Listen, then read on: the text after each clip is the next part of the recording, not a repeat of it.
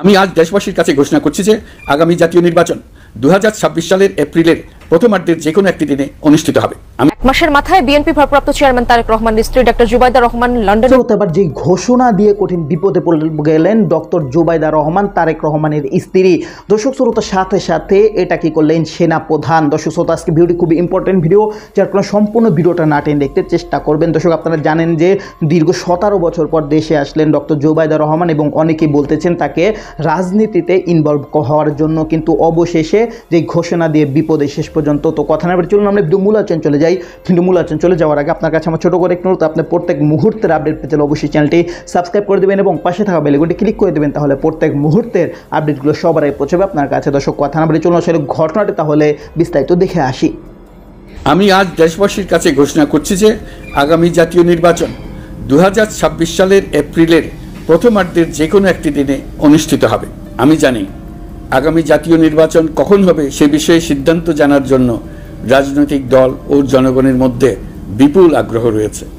আমি বারবার বলেছি এই নির্বাচন ডিসেম্বর থেকে আগামী বছরের জুনের মধ্যে অনুষ্ঠিত হবে। এই সময়ের মধ্যে দেশে নির্বাচন উপযোগী পরিবেশ সৃষ্টির জন্য যা যা করা দরকার সরকার তাই করছে। এখানে মনে রাখা জরুরি, বাংলাদেশ স্বাধীনতার পর থেকে যতবার গভীর সংকটে নিমজ্জিত হয়েছে তার সবগুলোরই প্রধান কারণ ছিল ত্রুটিপূর্ণ নির্বাচন।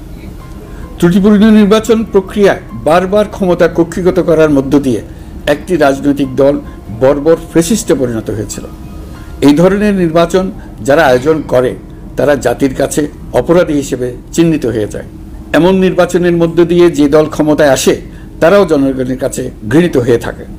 এই সরকারের একটি বড় দায়িত্ব হলো একটি পরিচ্ছন্ন, উৎসবমুখর, শান্তিপূর্ণ, বিপুলভাবে অংশগ্রহণের পরিবেশে একটি নির্বাচন অনুষ্ঠান করা, এমন একটি নির্বাচন আয়োজন করা যাতে করে দেশ ভবিষ্যতে নতুন সংকটে না পড়ে। এই জন্য সবচেয়ে বেশি গুরুত্বপূর্ণ হলো প্রাতিষ্ঠানিক সংস্কার। যেই প্রতিষ্ঠানগুলো নির্বাচনের সঙ্গে সরাসরি জড়িত সেগুলোতে যদি সুশাসন নিশ্চিত করা না যায় তাহলে ছাত্র জনতার সকল আত্মত্যাগ বিফলে যাবে। সংস্কার, বিচার, নির্বাচন এই তিনটি ম্যান্ডেটের ভিত্তিতে আমরা দায়িত্ব গ্রহণ করেছিলাম। সেই বিবেচনায় আগামী রোজার ঈদের মধ্যে সংস্কার ও বিচারের বিষয়ে আমরা একটি গ্রহণযোগ্য জায়গায় পৌঁছতে পারব বলে বিশ্বাস করি। বিশেষ করে মানবতা বিরোধী অপরাধের বিচার, যা কিনা জুলাই গণ অভ্যুত্থানের শহীদদের প্রতি আমাদের সম্মিলিত দায়, সেই বিষয়ে আমরা দৃশ্যমান অগ্রগতি দেখতে পারব। এতে আমাদের উপর আপনাদের অর্পিত ম্যান্ডেট ন্যূনতম হলেও বাস্তবায়ন করে যেতে পারব। সেই বিবেচনায় ও ইতিহাসের সবচেয়ে অবাধ, সুষ্ঠু, প্রতিদ্বন্দ্বিতামূলক ও গ্রহণযোগ্য নির্বাচন আয়োজনের জন্য সকল পক্ষের সঙ্গে আমরা আলোচনা করেছি। পাশাপাশি বিচার, সংস্কার ও নির্বাচন সংক্রান্ত চলমান সংস্কার কার্যক্রম পর্যালোচনা করে আমি আজ দেশবাসীর কাছে ঘোষণা করছি যে আগামী জাতীয় নির্বাচন 2026 সালের এপ্রিলের প্রথমার্ধের যে কোনো একটি দিনে অনুষ্ঠিত হবে। এই ঘোষণার ভিত্তিতে নির্বাচন কমিশন উপযুক্ত সময়ে আপনাদের কাছে নির্বাচনের বিস্তারিত রোডম্যাপ প্রদান করবে। আমরা এমন নির্বাচন চাই যা দেখে অভ্যুত্থানের শহীদদের আত্মা তৃপ্তি পাবে, তাদের আত্মা শান্তি পাবে। আমরা চাই আগামী নির্বাচনে সবচেয়ে বেশি ভোটার, সবচেয়ে বেশি প্রার্থী ও দল অংশ নেয়।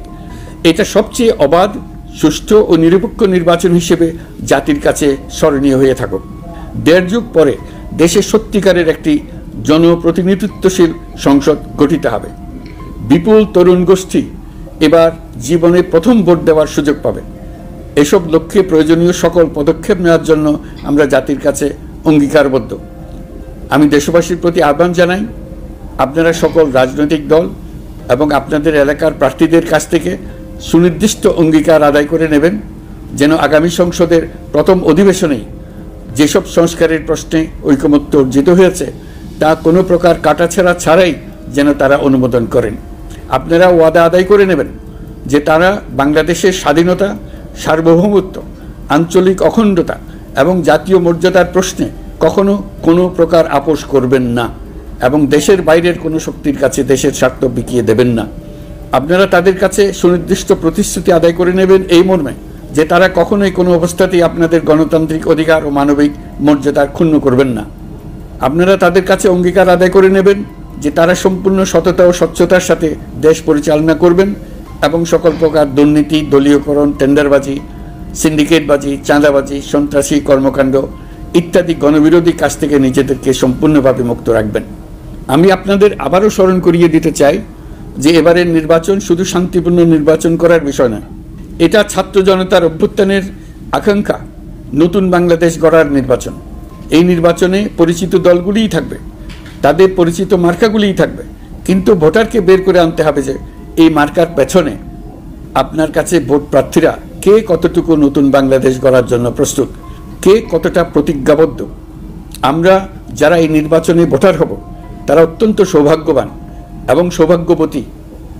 আমরা একটা অনন্য ঐতিহাসিক ভূমিকা পালনের সুযোগ ও দায়িত্ব পাচ্ছি। আমরা জাতির নতুন যাত্রাপথ তৈরি করে দেওয়ার দায়িত্ব পাচ্ছি। আমরা নতুন রাজনৈতিক সংস্কৃতি সৃষ্টির মহান সুযোগটা পাচ্ছি। আমাদের সুচিন্তিত ভোটের মাধ্যমে নতুন বাংলাদেশ নির্মিত হবে। শহীদদের রক্তদান সার্থক হবে। আশা করি বিষয়টা নিয়ে চিন্তাভাবনা করেই সবাই ভোট কেন্দ্রে যাব এবং দৃঢ়প্রত্যয়ে ভোট দেব।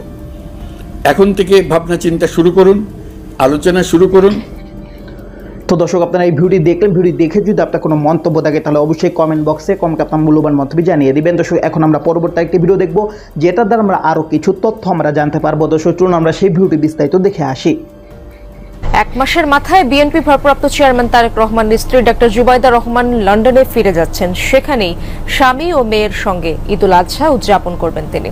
বৃহস্পতিবার সকাল 9টার দিকে বাসা থেকে বের হন তিনি। সকাল 11টা 5 হযরত শাহজালাল আন্তর্জাতিক বিমানবন্দর থেকে কাতার এয়ারওয়েজের ফ্লাইটে ঢাকা ছাড়েন জুবাইদা রহমান। তার লন্ডনে যাওয়ার খবর নিশ্চিত করেন বিএনপির চেয়ারপারসনের মিডিয়া উইং শামসুদ্দিন দিদার। গত 6 মে লন্ডনে উন্নত চিকিৎসা শেষে দেশে ফেরেন বিএনপি চেয়ারপারসন বেগম খালেদা জিয়া। এ সময় তার সঙ্গে ছিলেন 2 পুত্রবধূ ও মেডিকেল বোর্ডের সদস্য সহ 14 জন। তার মধ্যে 1 মাসের মাথায় ডক্টর জুবাইদা রহমান। দেখলাম ইউনূস সাহেব জাপানে বসে বিএনপি সম্পর্কে বদনাম করছেন। একটি লোক নির্বাচন চায় না, সে ইউনূস, ডাক্তার ইউনূস, উনি নির্বাচন চায় না। সঙ্গে একটা কথা বলছি, দেখলাম ইউনূস সাহেব জাপানে বসে বিএনপি সম্পর্কে বদনাম করছেন। তিনি বললেন একটি দল নির্বাচন চায়, আর আমরা বলতে চাই একটি লোক নির্বাচন চায় না, সে ইউনূস, ডাক্তার ইউনূস, উনি নির্বাচন চায় না। বিএনপি বরাবর নির্বাচন ডিসেম্বরের মধ্যে, এবং এই ডিসেম্বরের কথা কিন্তু ইউনূস সাহেব স্বয়ং বলেছেন, আমরা বলি নাই।